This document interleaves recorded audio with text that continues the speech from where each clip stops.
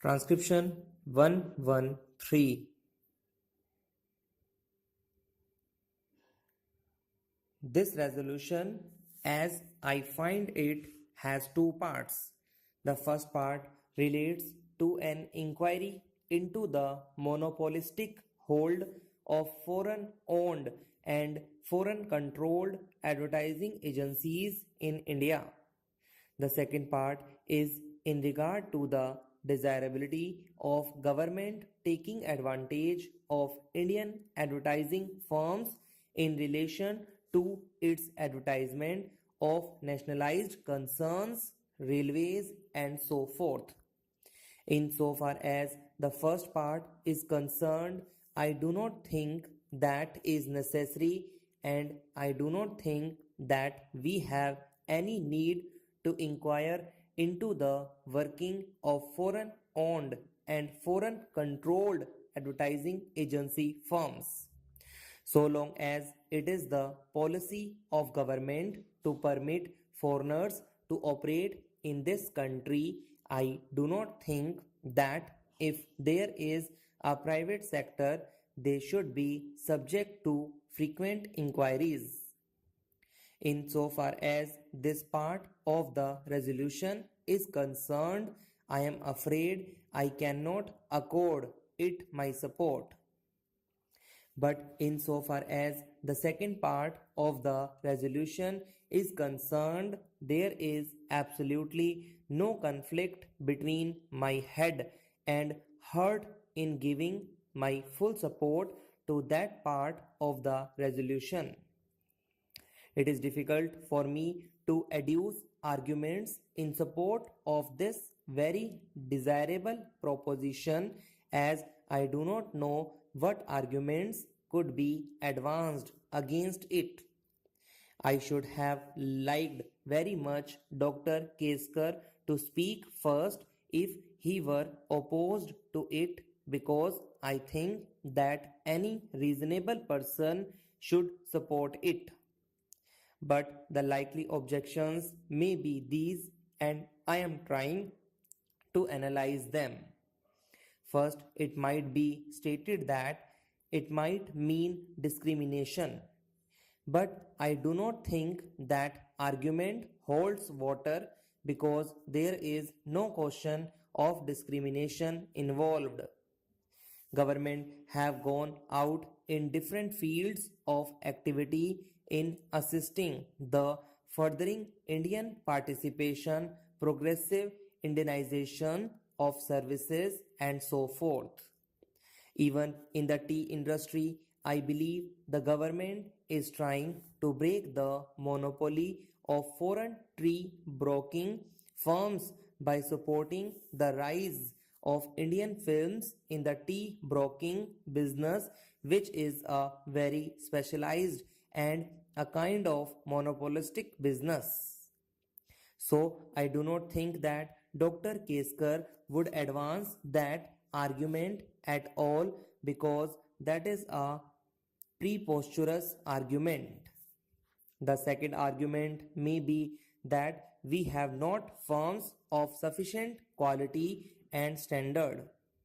Now let us first examine whether that proposition is true.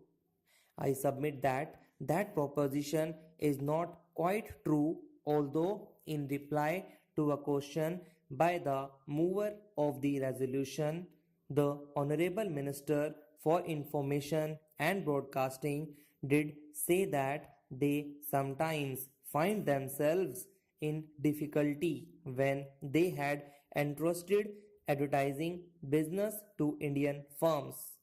Now, I do not know if you are aware that one of the most important advertisements that appear in papers is that to the tea board, and that advertisement is, I think, by an Indian agency. I do not think that anybody here would contend that the art quality attained by the firm which is entrusted with this advertisement work is in any way inferior to the work done by any of the foreign agencies because every one of us has seen the advertisements of tea. And as for myself, I can say that I am perfectly satisfied with the quality of work done by that firm.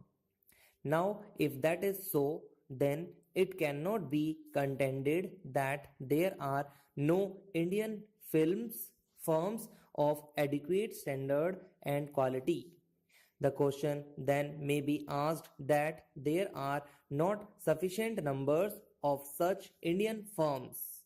And if there are not sufficient numbers, then all the advertisements could not probably be entrusted to them to be properly handled.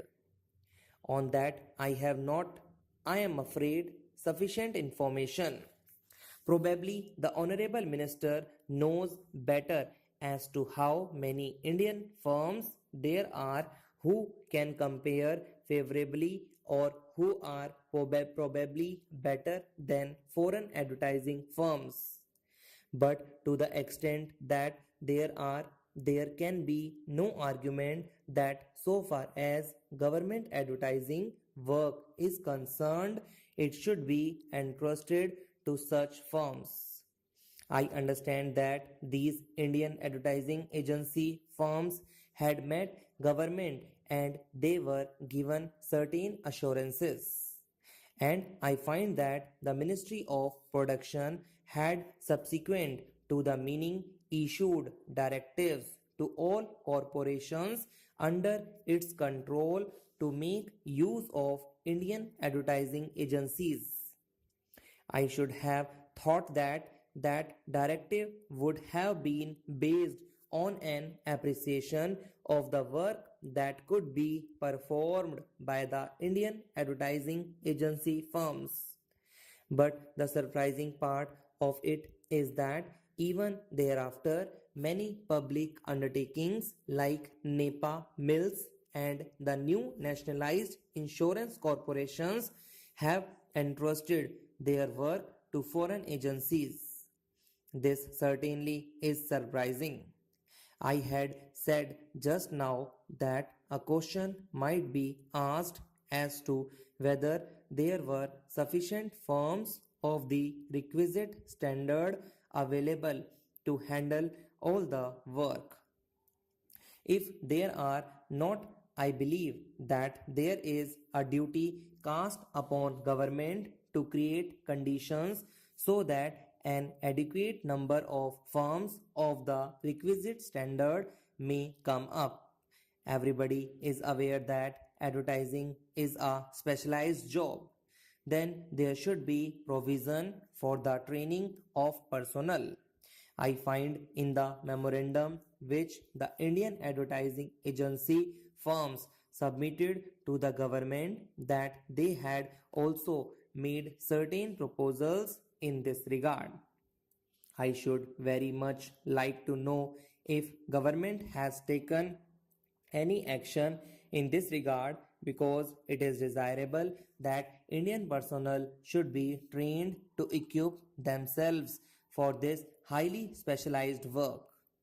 But so far as the resolution is concerned, I do not think that so eminent a person as the Honorable Minister would in any way object to the second portion of the resolution, and it is really a little shameful that while we have firms of adequate standard and quality, government business should be going out to foreign agencies firms.